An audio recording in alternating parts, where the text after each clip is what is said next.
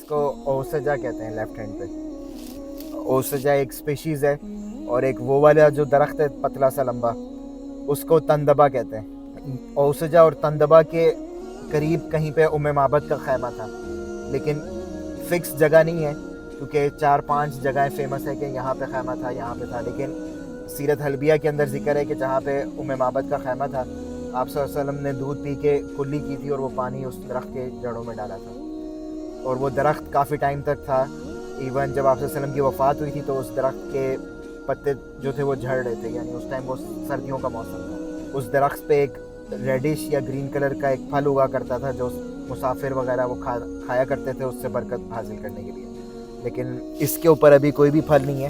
آگے تندبا درخت ہے پتلا سا, اس کے اوپر ابھی بھی ریڈش کلر کے چیری ٹائپ کا ایک پھل اگتا ہے. پر پھر بھی یہ 100% نہیں ہے کہ یہی وہ درخت تھا یا یہی وہ جگہ تھی. وادی یہی ہے پوری. اس کے اندر تقریباً جو ریسرچر وہ یہی کہتے ہیں کہ ان دونوں درخت کے بیچ میں کوئی ایک جگہ تھی. لیکن اور بھی 4-5 جگہیں جو لوگوں میں فیمس ہے کہ یہاں پہ خیمہ تھا, ادھر تھا, تو وہ اللہ بہتر جانتا ہے. لیکن اپروکسیمیٹ یہ جگہ بنتی ہے, کیونکہ حضرت ابو بکر نے کہا تھا کہ جس جگہ وادی قدید میں ہم رکے تھے معبد کے خیمے پہ, اس جگہ پہ ایک لمبی چٹان نظر آئی تھی, اور لمبی چٹان کے پاس خیمہ تھا معبد کا. تو وہ جو سامنے لیر ہے حرہ مشلل اس کو کہتے ہیں, لمبی جو چٹان ہے وہ نظر آتی ہے, اور اس کے نیچے یہ ساری وادی قدید ہے. اور ہوا یہ تھا کہ معجزہ کے یہ تیسرے دن ظہر کے قریب ادھر پہنچے تھے, تقریباً یہی وقت تھا, اور 3 دن کا کھانا ان کے پاس سٹاک تھا جو حضرت اسما نے دیا تھا, یا جو بھی چیزیں تھیں بیچ میں. لیکن ادھر پہنچ کے ان کے پاس کھانے پینے کی چیزیں ختم ہو گئی تھیں. تو وہ یہ چاہ رہے تھے کہ کوئی چیز خرید لیں کسی جگہ سے.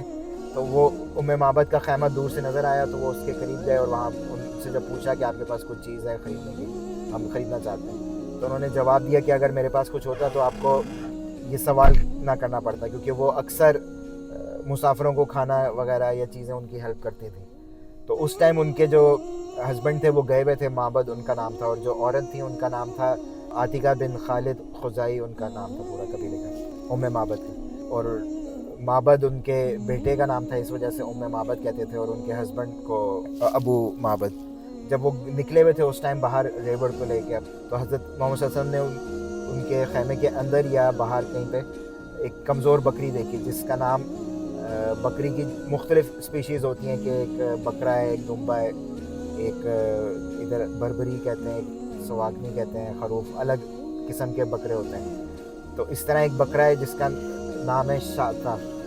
شاتا اس طرح ہوتا ہے کہ اس کی دم لمبی ہوتی ہے, موٹی سی, اور پتلا بکرے کی طرح ہوتا ہے. تو وہ بکرے کا ذکر اس طرح ہے کہ جب اس جگہ پہ پہنچے تھے اور وہ معجزہ ہوا کہ آپ صلی اللہ علیہ وسلم نے ان سے اجازت لی کہ میں اس بکری سے دودھ نکال لوں, تو انہوں نے کہا کہ اگر آپ کو اس میں دودھ نظر آ جائے تو نکال لیں, کیونکہ یہ کمزور بکری ہے, اس وجہ سے یہ باقی بکریوں کے ساتھ بھی نہیں جا پائی اور ادھر ہی رہتی ہے. تو حضور صلی اللہ علیہ وسلم نے جب بسم اللہ پڑھ کے اس سے دودھ نکال رہے تھے, تو اس نے اتنا دودھ دیا تھا کہ جو ان کے گھر میں خیمے میں جو برتن تھا وہ پورا بھر گیا تھا, اور کچھ جگہ کہ وہ 3 دفعہ اس کو بھرا تھا. یعنی پہلی دفعہ بھرا, پھر حضرت ابو بکر معبد کو پلایا, پھر حضرت ابو بکر, عامر بن فہیرہ, اور جو ان کے ساتھ گائیڈ تھے عبداللہ بن اریقہ, ان سب نے پیا, اور اینڈ پہ آپ صلی اللہ علیہ وسلم نے دودھ پیا. یعنی جو میزبان ہوتا ہے وہ ہمیشہ آخر میں چیزیں کھاتے ہیں, تو اس وجہ سے آپ صلی اللہ علیہ وسلم نے سب سے اینڈ میں دودھ پیا تھا. پھر دوبارہ اس برتن میں دودھ بھر کے اس کو ایسے ہی چھوڑ کے آگے جانے لگے تھے. تو سیرت حلبیہ میں ذکر ہے کہ آپ صلی اللہ علیہ وسلم نے دودھ پینے کے بعد کلی کی تھی, اور وہ پانی ایک درخت میں جڑوں میں اس پہ ڈالا تھا. یعنی پانی کو ضائع نہیں کرتے تھے, سنت تھی کہ درختوں کو پانی دے دیتے تھے. تو وہ واقعہ جب ہوا تو معبد کے جو ہسبینڈ تھے وہ جب واپس آئے, انہوں نے دیکھا کہ یہ دودھ کس طرح ادھر آیا, اور یہ چیزیں پوچھی, تو انہوں نے کہا کہ ایک مبارک شخص تھا وہ آیا ہے. مبارک اس لیے بولا کہ یہ دودھ کبھی بھی بکری نے نہیں دیا, اور اس ٹائم دودھ بھی اس نے دیا بکری نے, اور ساری چیزیں. تو برکت کے طور پہ انہوں نے کہا کہ ایک شخص گزرا تھا جو مبارک تھا, لیکن ان کو نہیں پتا تھا کہ یہ محمد صلی اللہ علیہ وسلم ہے. تو وہ اکیلی ایک صحابی ہیں معبد, جنہوں نے آپ صلی اللہ علیہ وسلم کی اپیرنس کو بیان کیا تھا کہ وہ کس طرح دکھتے تھے, ان کی آنکھیں کیسی تھیں, چہرہ کیسے تھا, بولتے کیسے تھے, ہائٹ کتنی تھی, یہ ساری چیزیں, داڑھی کس طرح تھی. وہ صرف پورے صحابہ میں سے وہ اکیلی تھی جنہوں نے یہ ڈسکرائب کیا.